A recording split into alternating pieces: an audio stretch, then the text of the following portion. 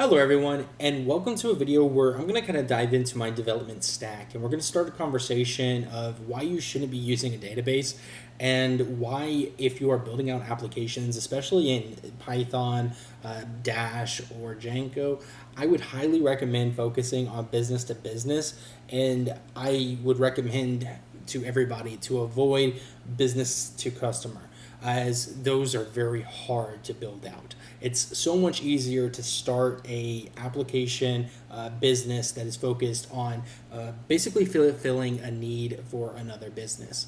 I will kind of showcase how I was able to do that and my most recent push at application development and how my development stack has changed. So what I have here is my initial development stack that I built out.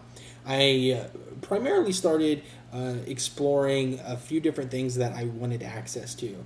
I still love Django, but I'm moving more and more away from Django, and I'm solely using Flask and Dash, those two frameworks, to solely build out full stack applications.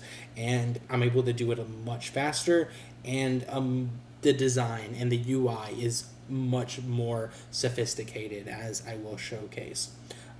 So in the past, I had a GitHub pipeline that automatically deployed 3 different applications. Each application was hosted on its own Docker container, and it was all managed via a Docker swarm. So it's very sophisticated, very hard to get set up. It took a lot of money and a lot of time to get everything deployed the way that I want. I struggled with authentication for a while. I started using the Clerk authentication system, and I had to create a lot of custom code. But once I ironed it out, holy cow, it totally changed my life. So I'm a big fan of Clerk, and I use that in the Django and on the Dash side. So that's managing social authentication, and it's just an easy way for me to allow users to log in via different providers. I've worked on Facebook, Discord, GitHub, Google. Those are the major ones that I have set up authentication with.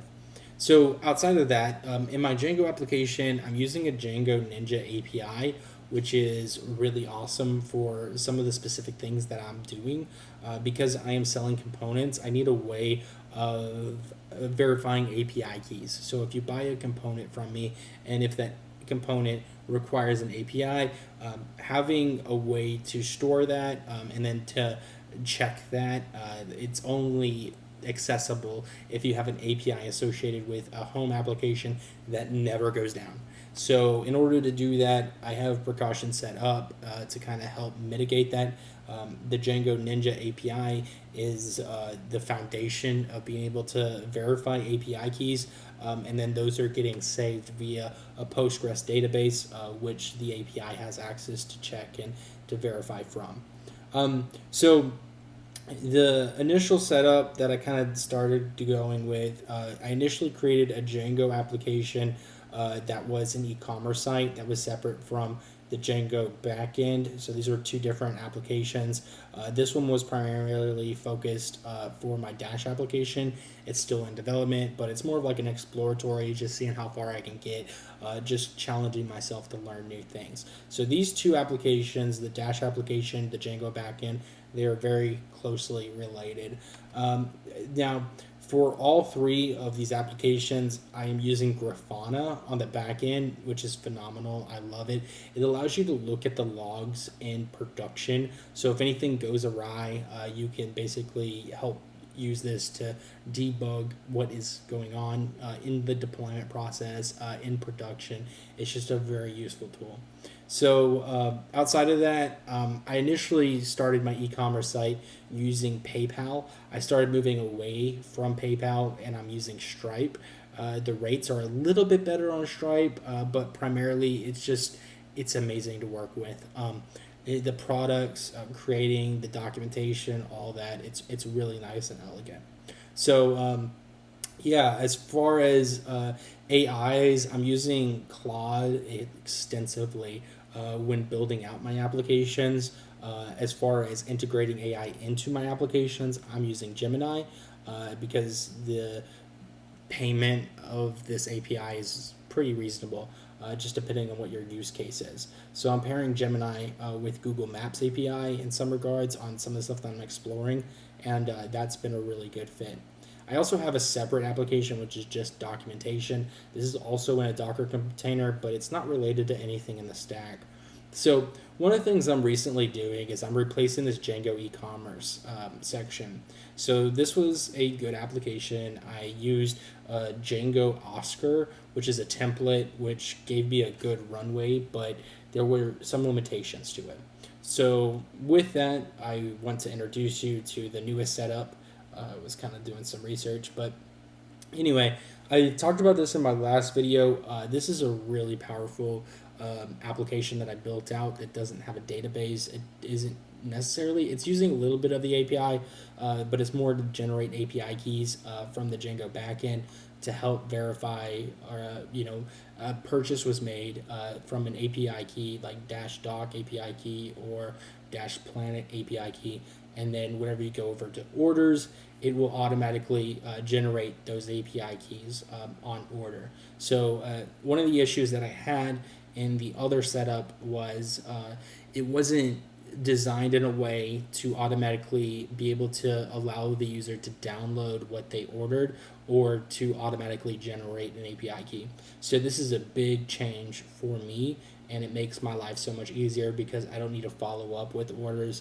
It's automatically handled for them. So with that, another big improvement is going to be the tutorial section, where once somebody purchases a tutorial, then they can jump into it and then they have access to it. And I've been working on making this better and better, but it also allows me to provide videos. And then I created this little sleek way of just moving videos around. So you can watch the tutorial video, you can look through the code, you could jump in between different pages within folders, and it's just a really great platform for me to teach with.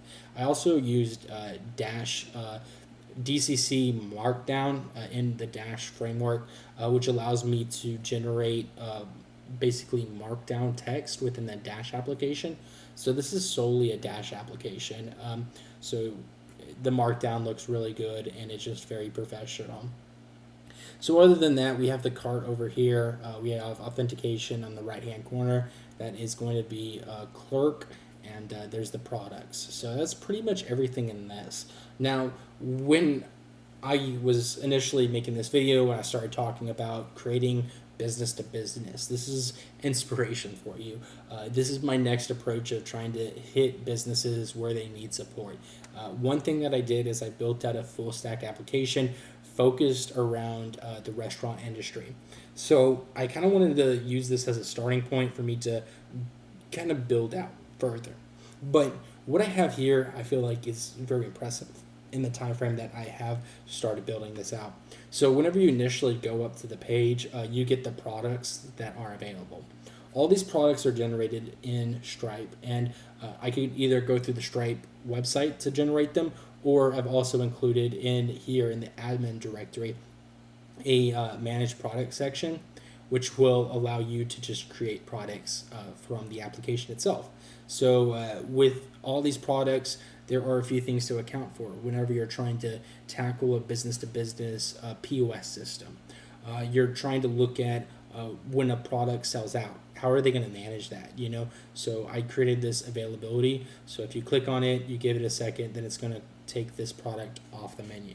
So if I go back to the home page, the product will disappear and nobody can order from it.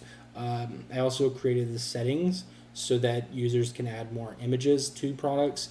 You could change some of the basic info. There's metadata. Most of the metadata is automatically created, and it's useful way that Stripe is able to basically provide a dynamic way for you to interact with products. So for example, available is going to be true or false. If it is available, then it shows up on the home screen. If it's false, then it doesn't. Featured, if it is true, then it will show up in the featured section of the menu. If it isn't, then it will return nothing. And then menu, you get to define what menu section this will appear on. Outside of that, I also wanted to account for add-ons. So for example, like chips and queso, you might want an add-on that is related to guacamole, and it's an upcharge of $4 or something. So in order to account for that, I have this product page where you can create new products, but you can also create new add-ons. So if I go over here, I can click on add-ons, and in the newest release as of like yesterday, there's a really great way for you to start working with drop-down items where you can add pictures and stuff with it. So I created some custom JavaScript, and it allows me to just basically pull in all the other products. So whenever I'm looking for a related product, as for example the lobster chips and queso, then we can also add guacamole, and it's related to that product. So it's real easy for the user to visually, okay, where's the queso? There it is, and then they can click on it and use that to base the add-on on.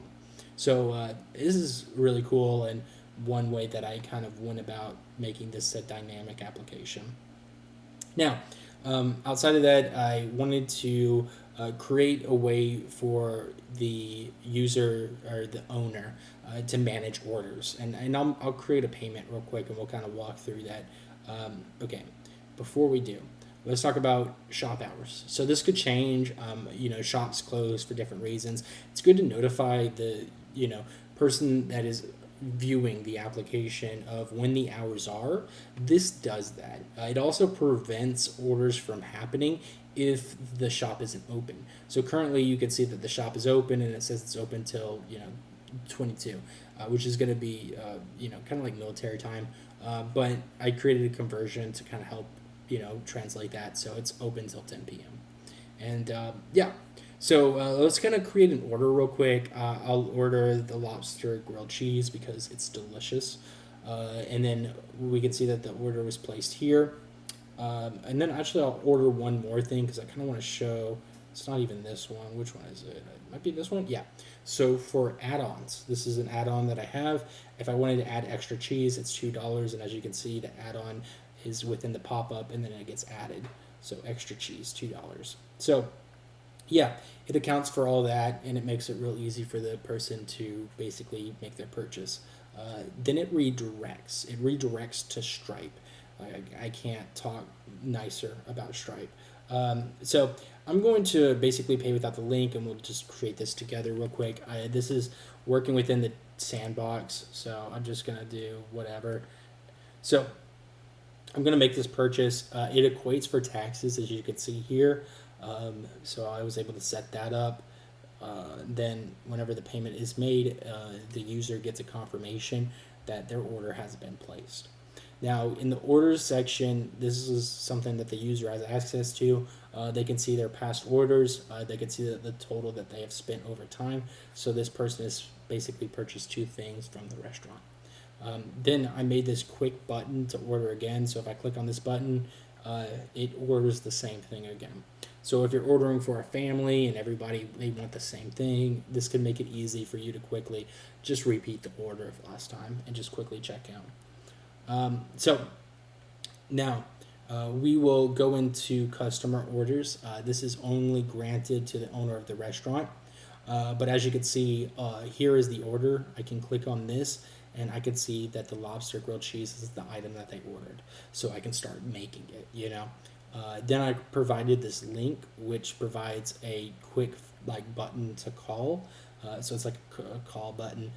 So you click on the phone number, you can call them, tell them that their order is done.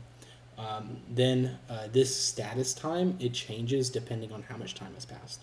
So the orders will appear, and basically the oldest order is at the top, and then it will work its way down to the newest orders. It will update every minute, just signifying, and then whenever it reaches a certain time, this status will change color. So if it's red, you gotta hurry up because this order is taking a long time and the person's waiting. So let's just say we completed the order. We click on complete order, and then it gets moved over to the completed order status. So you can find it in completed orders, it's archived, but then our orders are active orders, it's cleared, so that you can stay organized and you know what you've done. I also provided date range to kind of filter the past orders, and then search if you want to search for a customer. So with that, this is a great starting point. Let's kind of look at analytics. So with this, I wanted to help provide some insight into how the restaurant is doing over time. So I created this revenue over time, which you could see how much revenue is coming in, and then you can kind of get an average of like, okay, total revenue $314, monthly revenue basically $40, and then the average order is $34. So this breaks down the week of, basically when people are ordering. This was pretty cool because it takes like the top 10 items that have been sold, and then it gives you a breakdown of how many units were sold. So, for example, if you sold 4 lobster grilled cheeses, you know that you're going to need to buy supplies for, re-up on your supplies so that you can sell more in the future. It also gives you a revenue of how much was sold in each different product type. And then I also created this donut chart, which gives a product mix. Customer insight, this basically gives insight into which customers have been ordering the most. So there's 1 order underneath this customer, there's 8 orders underneath this other customer, and then you can kind of use that to gauge who is your most active customers, and you can kind of target those. And then patterns, this is going to be hourly patterns in a day, where you can see where people are ordering and at what times. And then order versus revenue, and just some more dates and charts. And up here, you can change the range of when this is searching. So it basically just takes 30 days out, but you can basically just look in a specific time frame if you want, and it will update all the charts. So I added that functionality. That's mostly it. I spent a lot of time on this. I think it was fairly well made, and it also resizes. It resizes very well in mobile. So I wanted to make sure that this was a dynamic application where the whole layout kind of changes depending on if you're on a computer versus if you're on mobile. I figure most orders will be mobile orders because most people are going to the bar and then they see the pamphlet for this food truck, and then they'll scan the QR code, they get brought up to the application, and you want to make sure that this is mobile first and facing. So I kind of accounted for that. At the bottom, I created this dynamic navigation bar that's more specific for mobile, where they can easily jump to the homepage, orders, or about the restaurant, so they can find out where it's at, and just kind of making the life easier. And then this turns into a drawer with all the navigation that we saw in the actual app. So outside of that, I included a light and dark mode, but ideally what I'm trying to articulate in showing you this is a business-to-business application where I can freelance the design of the application to a business, and then I can basically charge for it. So anywhere between $1,000 to $5,000 or $10,000, depending on the size of the application, the restaurant, and what their needs are. That could be a one-time fee, and then you can also start accumulating monthly services for basically managing the application, managing their Google account, managing different factors that you can equate or upcharge in your proposition for these businesses of what you can offer them. So this is just kind of giving you an idea of any new developer that is looking to enter in this space and you're looking to make a name. The way I would go about doing it is I would try to find a niche and then focus on a business-to-business relationship. You can eventually scale to like a dual pipeline where you supply services for business-to-business, and then you also could supply services to business-to-customer. Kind of like I'm doing, because I guess this application is a business to customer in a sense, but it's also business to business because most developers are acting as their own business in a sense. So it's a little mixed. But what I'm saying though is first, I would focus on the business to business and I would define that niche and then work from that. Another thing that I want to kind of reiterate is both this application and this application were built without a database. That's pretty huge. They were built using basically third-party extensions. You could think of the Stripe API and using the Stripe network and payment system. That is a third, thing that you can use. And it's amazing. I think that it's better to find stuff that is established, that is focused within its own niche, that can offer you a quick way to enter in the market. Stripe does that for me. The clerk authentication system over here, that also does it for me, and it's free. You could pay for if you want extra features, but you don't need to. So these are two really powerful ways that I have been able to create applications really fast and to design them in a way where they don't require much more, where I don't need a second application to pair with this type of setup. It's just build this application, connect Stripe, connect Clerk, and then bam, you have a B2C application. So yeah, this is just something to think about as you go along your development path. I know that it could be very complicated, and that's why I'm working on trying to provide resources through the YouTube channel, through the tutorials and the application that I'm building out. So check out all the links in the description. Let me know what you think in regards to this conversation and where you're struggling as a developer, so I can kind of create content focused on that. Subscribe and like if you found this conversation interesting or useful, and thank you for watching. I will see you guys in the next one.